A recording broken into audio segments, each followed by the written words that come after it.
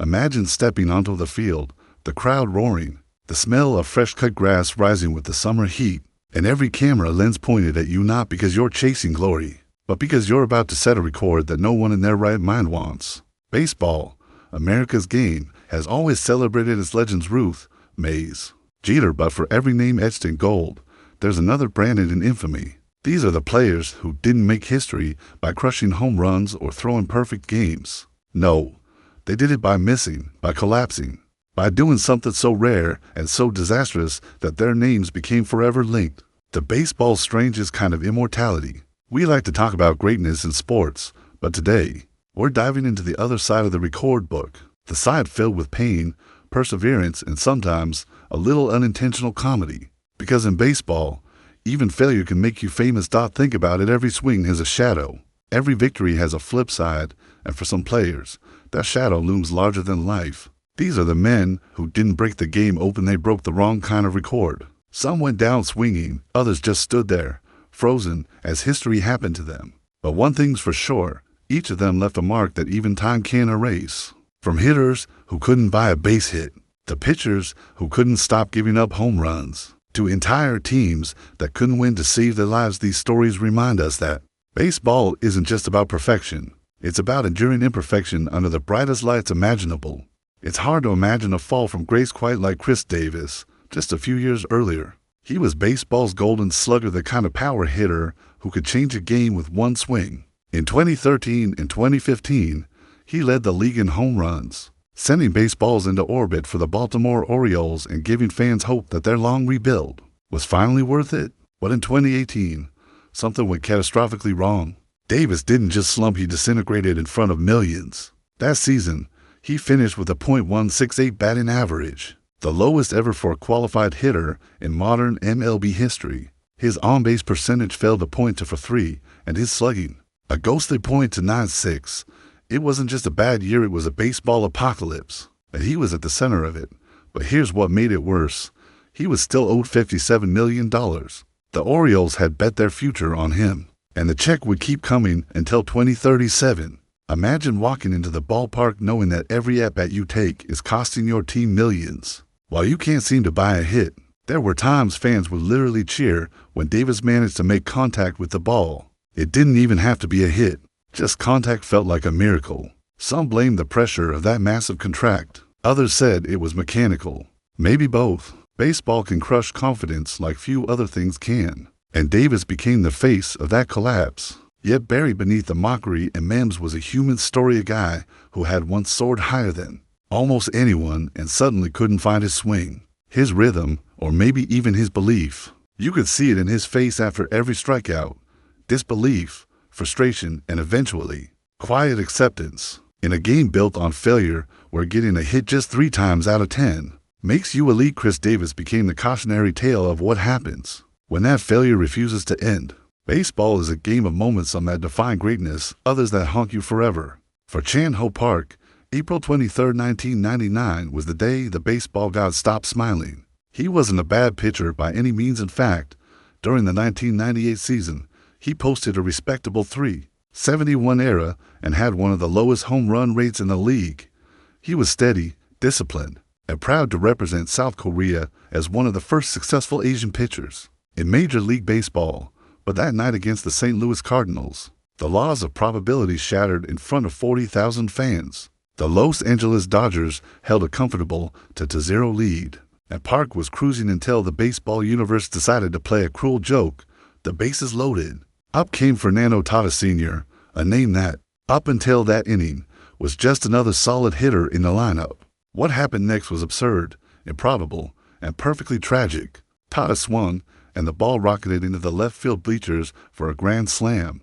Park grimaced, wiped his brow, and tried to reset. 2 outs later, he was just one pitch away from escaping the inning. But fate wasn't finished. After a few walks, another hit, and another bases-loaded situation. Tatis came up again. Park, exhausted, threw his 48th pitch of the inning, a hanging curveball that didn't hang long.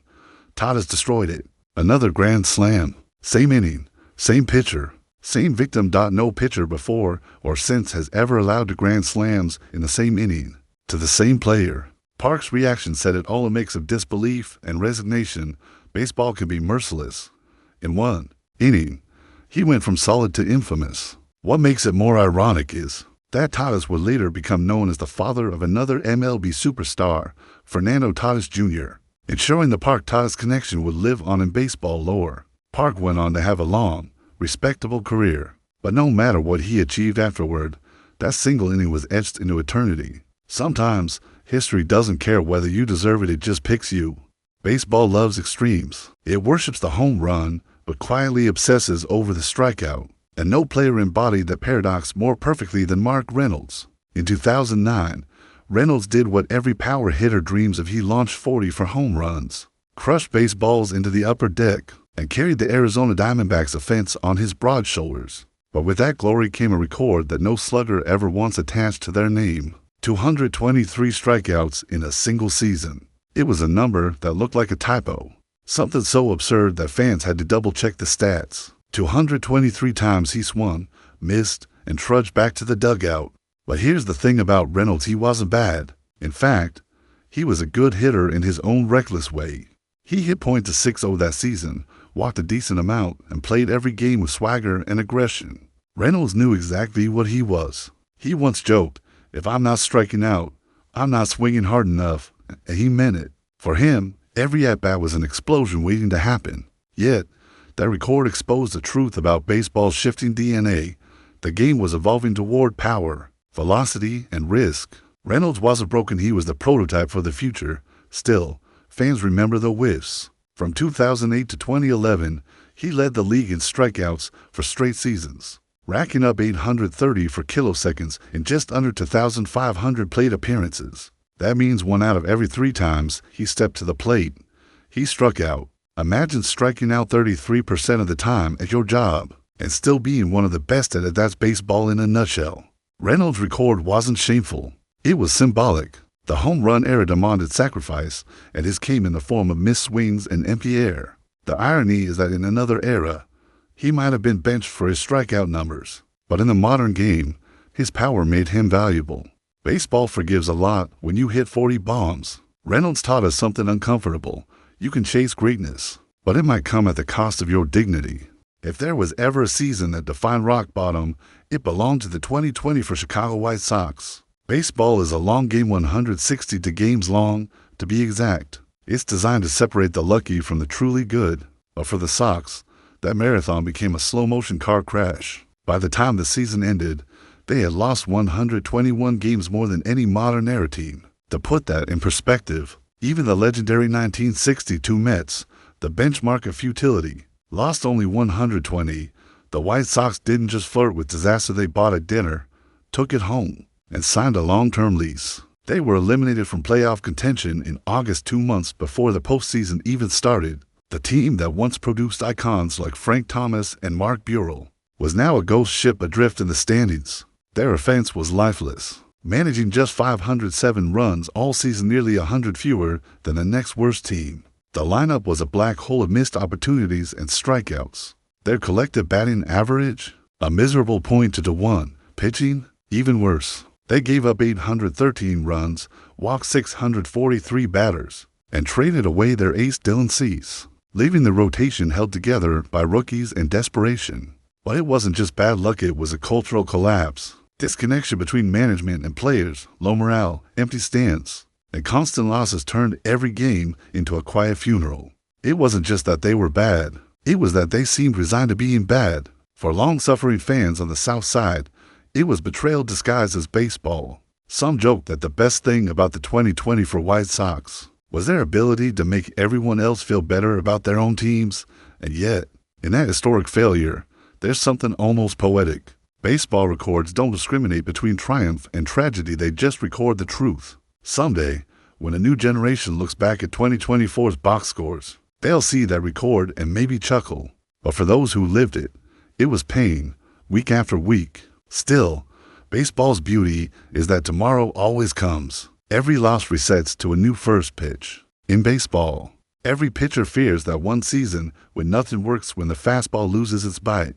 The curveball hangs, and every batter seems to know what's coming. For Les Sweetland of the 1930 Philadelphia Phillies, That nightmare wasn't just a phase, it lasted 167 innings. That year, Sweetland set a record that still stands nearly a century later, the highest era ever recorded by a qualified pitcher. A staggering 7.71.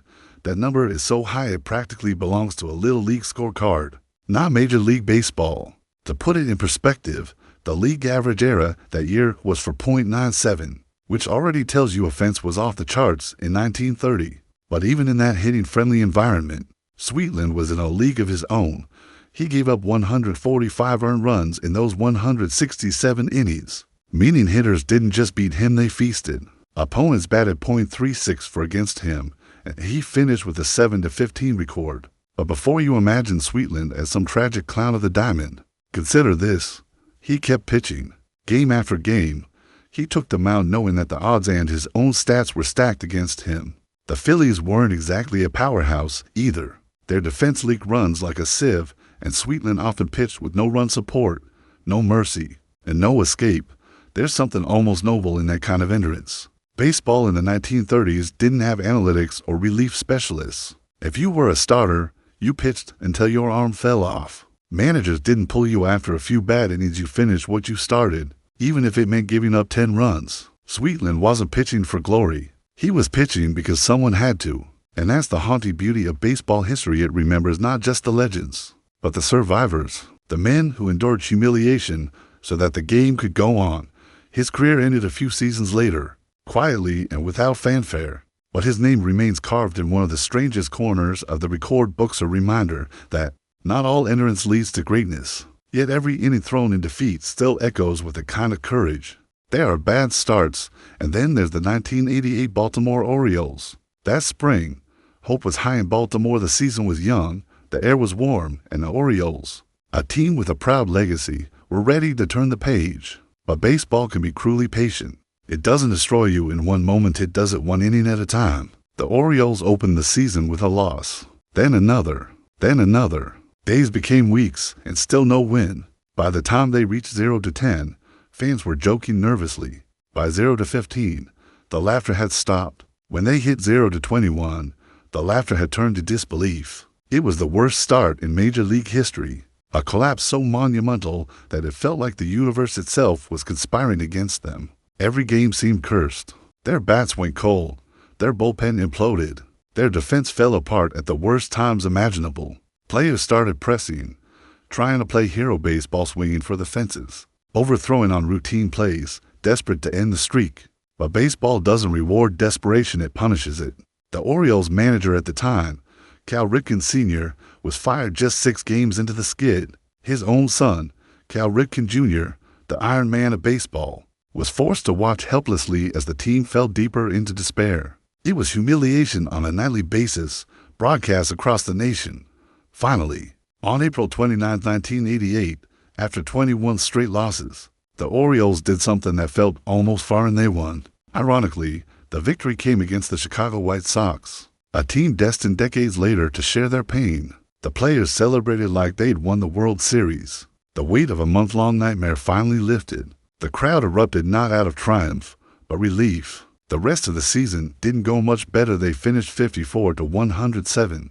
One of the worst records in franchise history, but that single win reminded everyone why baseball is addictive. Even in the middle of disaster, there's always one more game, one more chance. The 1988 Orioles taught a hard truth.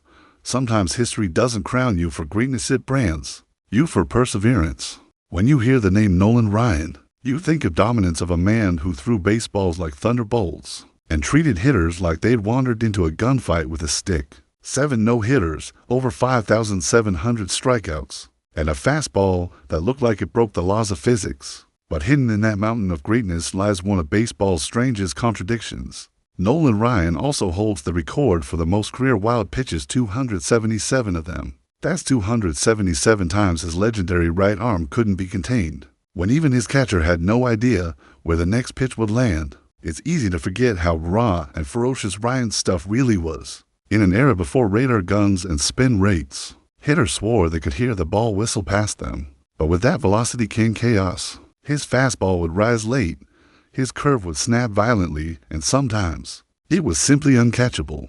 He didn't pitch so much as unleash. To Ryan, control was optional, power was mandatory. He once admitted that in his early career, he was more concerned with striking batters out than keeping the ball in the strike zone. And honestly, when you're throwing 100 miles per hour in the 1970s, who could blame him? Ryan's 27-year career spanned for decades. From the 1960s to the 1990s, an impossible stretch of longevity that magnified both his brilliance and his imperfections. The sheer number of innings he pitched made records like this inevitable. He wasn't wild because he was bad. He was wild because he was untamable. His arm aged, but his fire never did. Even in his 40s, he was still striking out the best in baseball, still scaring rookies half his age. So yes, Nolan Ryan threw 277 wild pitches, but he also threw history's hardest truths, greatness and chaos, often live side by side.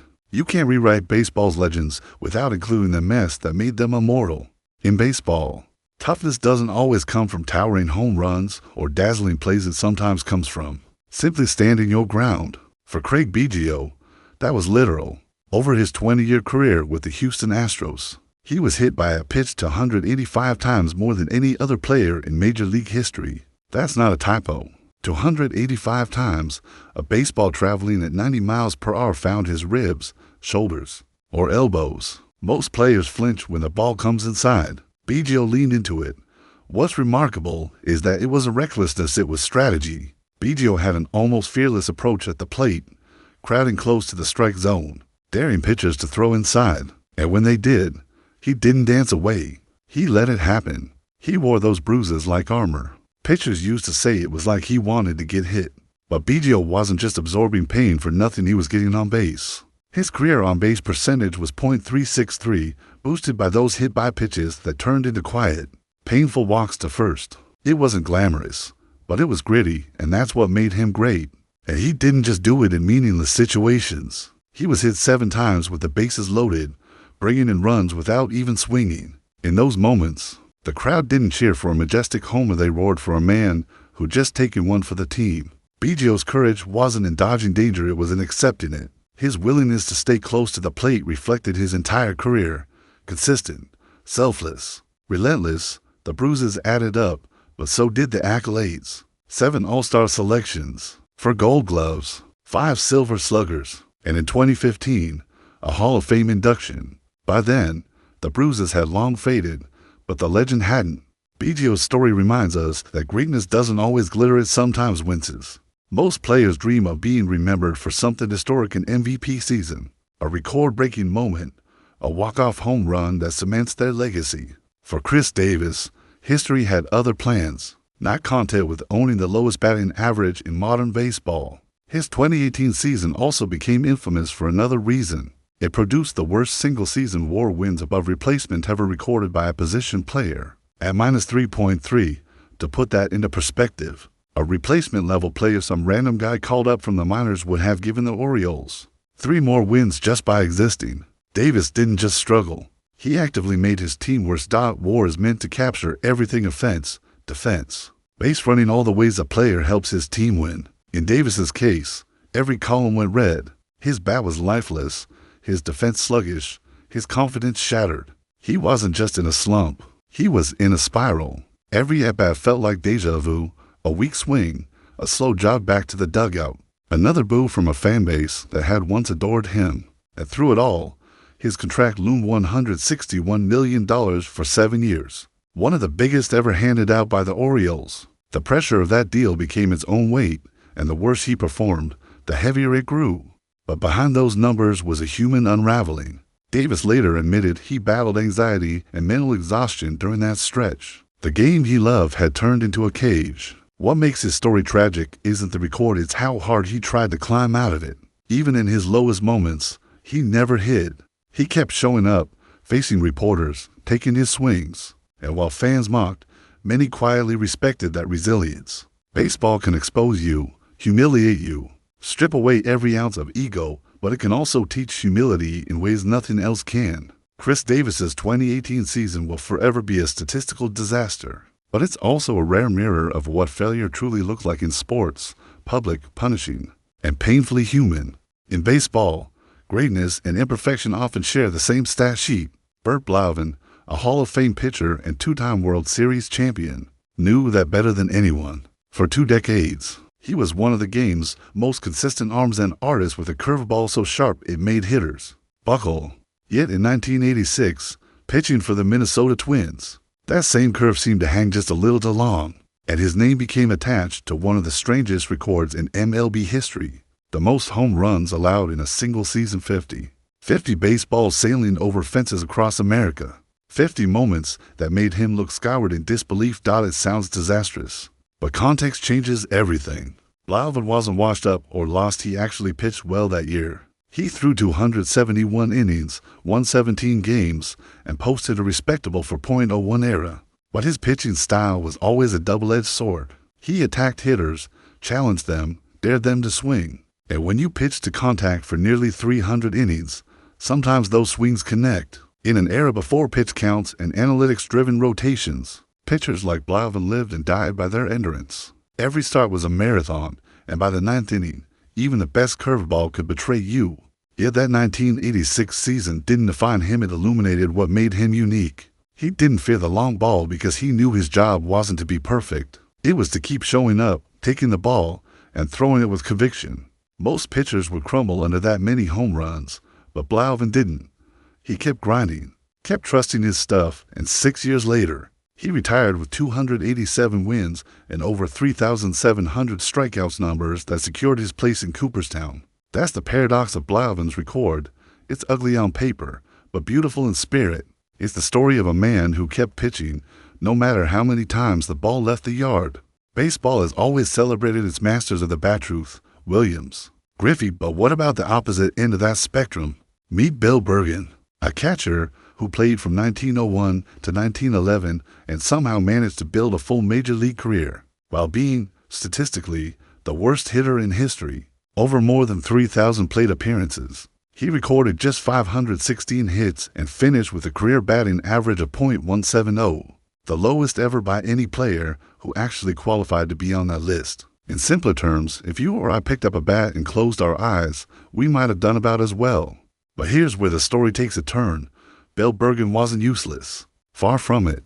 He was a defensive genius, a brick wall behind the plate in an era when catchers wore almost no protective gear. He had a cannon for an arm and led the league twice in throwing out base stealers. In those dead ball years, when games were low scoring and every run mattered, a good defensive catcher was gold even if he couldn't hit water falling out of a boat. Managers were willing to overlook his offensive misery because he controlled the game defensively, calling pitches, blocking wild ones, and commanding respect from his pitchers. Still, imagine the pressure. Every at-bat must have felt like a test of endurance. The crowd's silence when he stepped up, the inevitable strikeout, the walk back to the dugout, eyes down, and yet, he kept playing season after season for over a decade. There's something quietly heroic in that kind of persistence. He never gave up, never quit, even though history would remember him as the worst hitter who somehow kept his job. Bill Bergen's story reminds us that not all baseball legends are built on triumphs. Some are built on endurance, humility, and the strange grace of being so bad it becomes historic. Some droughts aren't about weather, they're about waiting for a miracle that never seems to come. From 1982 to 2011, the Montreal Expos, later known as the Washington Nationals, went 29 long seasons without tasting the postseason.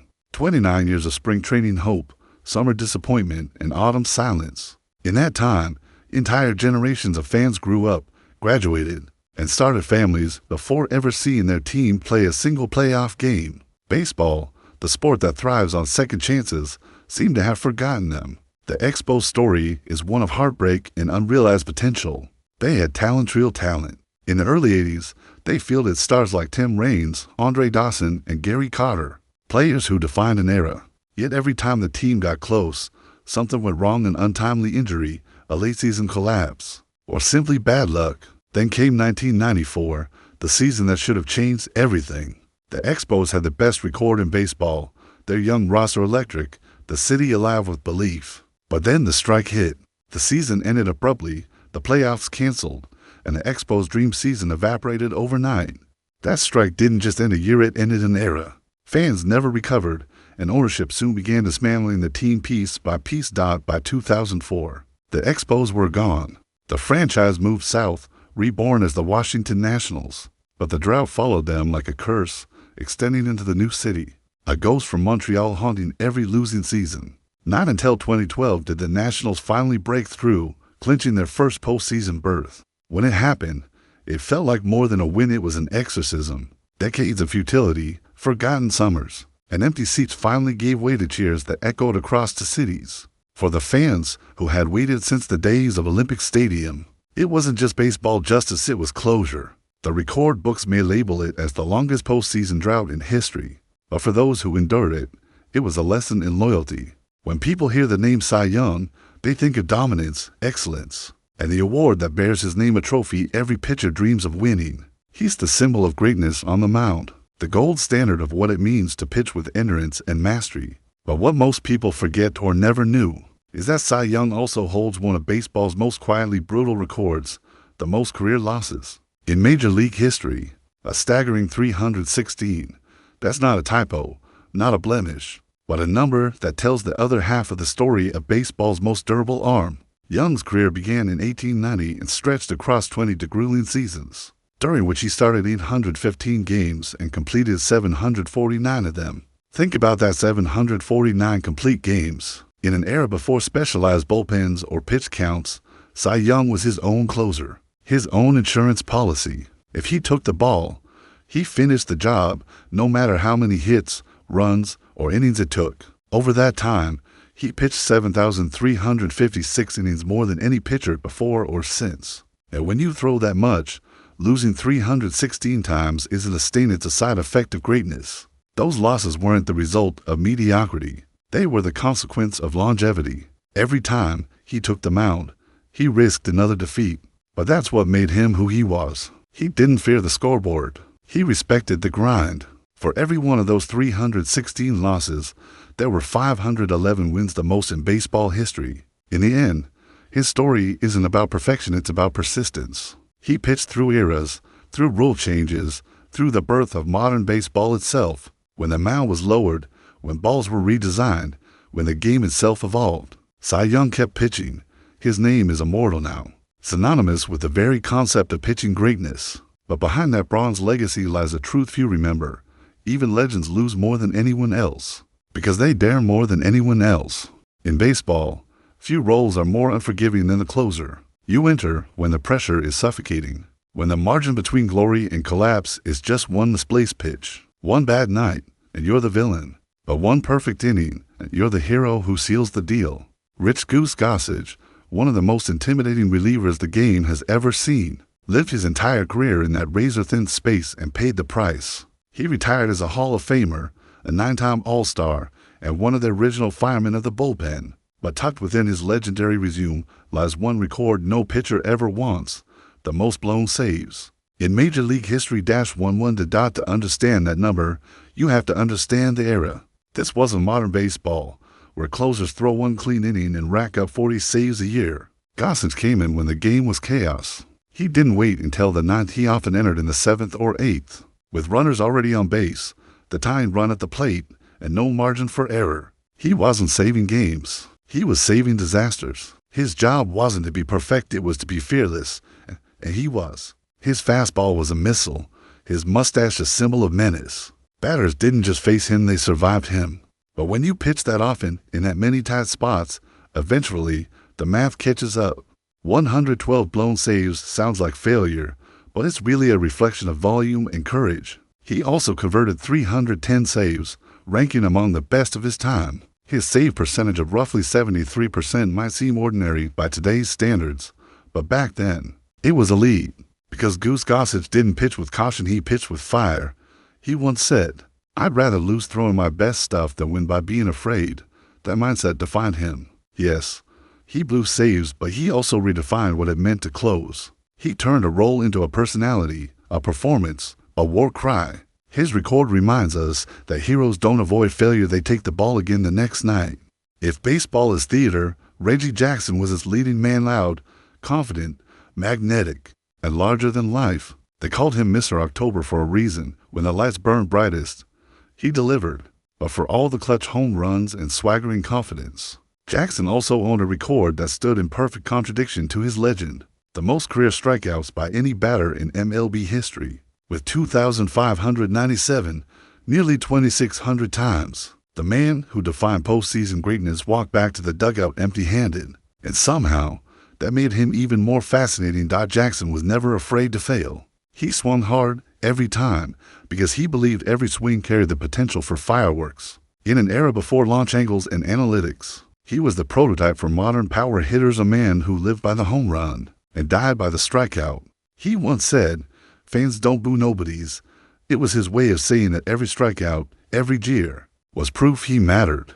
That mindset turned his failures into fuel. He didn't see strikeouts as shame, they were the collateral damage of greatness. From 1968 to 1971, Jackson led the league in strikeouts for straight seasons. But while others mocked his whiffs, he kept stacking achievements: 563 career home runs, 14 All-Star selections, 5 World Series titles, and 2 World Series MVP awards. In 1977, he hit 3 home runs on 3 swings in a single World Series game, forever etching his name into baseball mythology. Every strikeout before that moment felt suddenly worth it. Reggie Jackson's career embodied the essence of risk and reward. He swung like every pitch might be his last, because for him, baseball wasn't a numbers game, it was a stage. The record for strikeouts doesn't diminish his legacy, it deepens it. You can't make history without daring to miss. Every sport has its heartbreak teams, the ones whose struggles go beyond losing games and starting to feel like watching a slow, painful unraveling. The 2023 Oakland Athletics were one of those teams, a franchise once celebrated for innovation, resilience, and Moneyball magic became a ghost of its former self. That year, they finished with a record so bleak it seemed almost surreal: a run differential of -339, the worst ever recorded in a full 162-game Major League season. They scored just 585 runs while allowing 924. It wasn't just bad, it was historically hollow. The A's weren't simply beaten, they were outclassed night after night. Their offense struggled to breathe. Their pitching staff collapsed under the weight of constant pressure, and their defense looked like it had forgotten what cohesion meant. But beneath the stats was a deeper sadness. This wasn't a team built to lose. It was a team allowed to lose. Ownership had stripped the roster bare, trading away or refusing to re-sign their best players, slashing payroll to a league-low $60 million. It was as if the organization had quietly given up on winning before the first pitch was even thrown. Fans saw it, felt it, and fought it. Oakland's loyal supporters, the same ones who once packed the Coliseum during playoff chases, showed up in protest, not celebration. They carried signs pleading "sell the team," chanted through empty bleachers, and mourned what their club had become. Because for them, this wasn't just about baseball, it was about betrayal. The worst run differential wasn't just a statistic. It was the visible wound of corporate neglect. Yet, as the season dragged on, the A's players kept grinding. Young prospects hustled for every hit, every strikeout, every small glimmer of hope. They didn't quit, even when everything around them seemed to. And maybe that's the only bright spot in a year so dark: the stubborn refusal to surrender. Baseball has a long memory. One day, when the A's find their way back to relevance, this record will serve as the scar that proved they survived the impossible. Baseball is filled with strange poetry records so oddly specific they almost sound like jokes. Take John Lester, a 5-time All-Star, 3-time World Series champion, and postseason hero.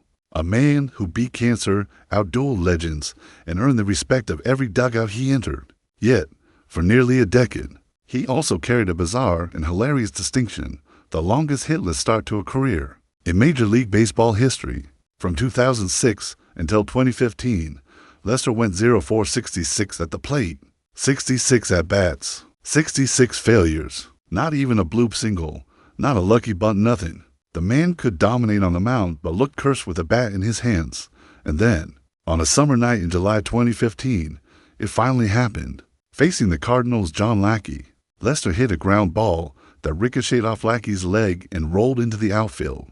One of the most dominant pitchers of his generation finally had his first major league hit. The crowd erupted, his teammates laughed, and even Lester cracked a grin, rounding first. It was absurd, joyful, and deeply human, because sometimes the smallest victories mean the most. His hitless streak was over, and baseball had one less oddity, replaced instead by one of its best feel-good moments. Now, for the 1961 Philadelphia Phillies, there was nothing feel-good about their record. That year, they suffered through 23 consecutive losses, the longest losing streak of the modern era. For 3 straight weeks, they couldn't buy a win. Every night, the same story: blown leads, quiet bats, broken spirits. The city turned restless, the papers turned cruel, and the dugout turned silent. Baseball, which thrives on rhythm, became a slow grind of inevitability. But what's fascinating about that streak isn't the failure, it's what followed. Those Phillies didn't quit. They didn't fold as a franchise or vanish into history. They rebuilt. Within a few years, they were contenders again. The streak faded from memory, and what remained was a lesson in humility. Baseball, more than any other sport, is about surviving what the game throws at you. For Lester, that meant enduring laughter until the hit came. For the Phillies, it meant walking through the storm until the sun returned. Both records, one comedic, one crushing, share the same truth. In baseball, you're defined not by how long you lose, but by how you keep playing. Because sooner or later, the ball finds its way through. Baseball's most unwanted records aren't about embarrassment, they're about endurance. They remind us that even the worst days in the game still matter because someone had to live them, pitch them, swing through them, and walk off the field with their head held high. These records are a strange kind of honor. They belong to players and teams who kept showing up when everything was falling apart. In the end, that's what makes baseball beautiful. Not perfection, but persistence.